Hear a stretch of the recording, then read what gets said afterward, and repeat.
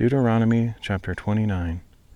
These are the words of the covenant that the Lord commanded Moses to make with the Israelites in the land of Moab, in addition to the covenant he had made with them at Horeb. Moses summoned all Israel and proclaimed to them, "You have seen with your own eyes everything the Lord did in Egypt to Pharaoh, to all his officials, and to all his land. You saw with your own eyes the great trials and those miraculous signs and wonders. Yet to this day the Lord has not given you a mind to understand, eyes to see, or ears to hear. For 40 years I led you in the wilderness, yet your clothes and sandals did not wear out. You ate no bread and drank no wine or strong drink, so that you might know that I am the Lord your God.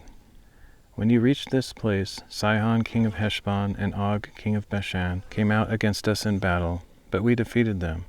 We took their land and gave it as an inheritance to the Reubenites, the Gadites, and the half-tribe of Manasseh. So keep and follow the words of this covenant, that you may prosper in all you do. All of you are standing today before the Lord your God, you leaders of tribes, elders, officials, and all the men of Israel, your children and wives, and the foreigners in your camps who cut your wood and draw your water, so that you may enter into the covenant of the Lord your God, which he is making with you today, and into his oath, and so that he may establish you today as his people, and he may be your God as he promised you and as he swore to your fathers, to Abraham, Isaac, and Jacob. I am making this covenant and this oath not only with you, but also with those who are standing here with us today in the presence of the Lord our God, as well as with those who are not here today.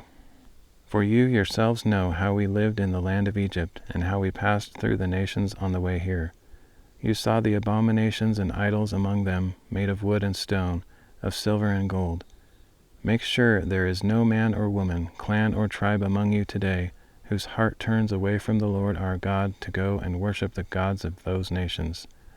Make sure there is no root among you that bears such poisonous and bitter fruit, because when such a person hears the words of this oath, he invokes a blessing on himself, saying, I will have peace, even though I walk in the stubbornness of my own heart. This will bring disaster on the watered land as well as the dry. The Lord will never be willing to forgive him. Instead, his anger and jealousy will burn against that man, and every curse written in this book will fall upon him. The Lord will blot out his name from under heaven, and single him out from all the tribes of Israel for disaster, according to all the curses of the covenant written in this book of the law.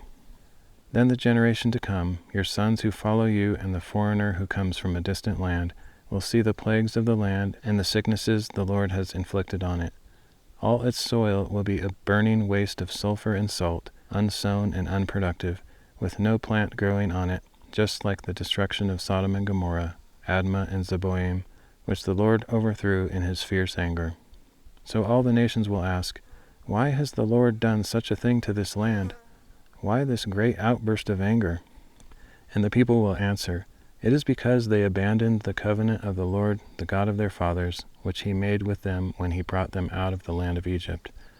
They went and served other gods, and they worshipped gods they had not known, gods that the Lord had not given to them.